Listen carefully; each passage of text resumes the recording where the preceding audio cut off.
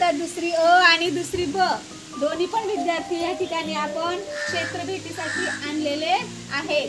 दुकानावरचं नाव वाचा बरं सर्वांनी. श्रद्धा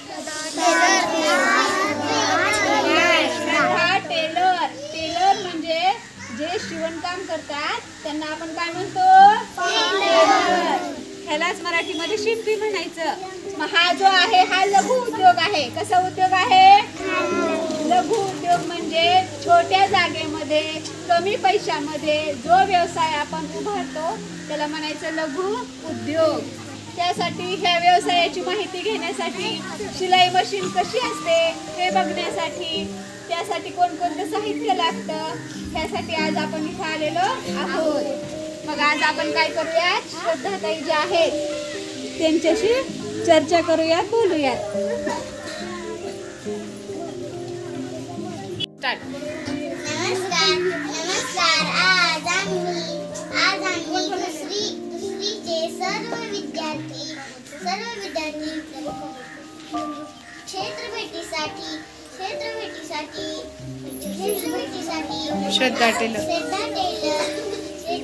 या दुकानामध्ये आलो आहोत. चला तर मग त्यांच्याशी गप्पा मारू. माझे नाव भाग्यश्री नरसिंह सुरवसे. मी शिवणकाम करते. सध्या त्याला काय म्हणतात? शिंपी किंवा टेलर. मी हा व्यवसाय 17 वर्ष झालं सुरू करते. जवळजवळ मी वयाची 15वी वर्षी होते तेव्हापासून.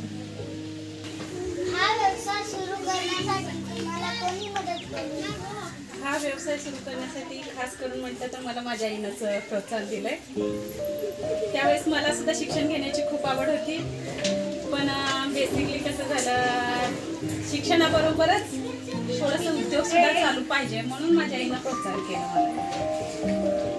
स्टार्ट. तुम्ही या व्यवसायासाठी कोणते प्रशिक्षण घेतले? मी या व्यवसायासाठी जे खाजगी शिंपी असते किंवा टेलर असते त्यांच्यापाशीच प्रशिक्षण घेतले.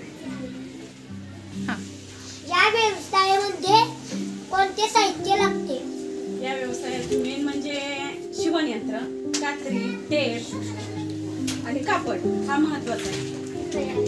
व्यवसायातून तुम्हाला वार्षिक किती उत्पन्न मिळते? वार्षिक धरलं तर सरासरी मला 70 ते 80 हजार रुपये तरी मिळू शकते. तुम्हाला जास्त काम केव्हा असते? मला काम जास्त म्हटलं तर सणासुदीच्या वेळेस जास्त प्रमाणात, थोडासा लोड जास्त प्रमाणात असते. कारण त्यावेळेस जरा ब्लाउजाचं प्रमाण वाढलेलं आहे. आर्थिक गरज जास्त प्रमाणात लागत नाही, पण थोडीफार लागते. का तर मशीनसाठी म्हणून कात्री हे असते ना, त्याच्यासाठी थोडीफार प्रमाणात गरज लागते, जास्त प्रमाणात नाही.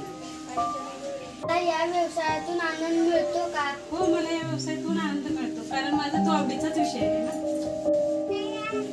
तुम्ही आम्हाला खूप छान माहिती दिली. तुमचे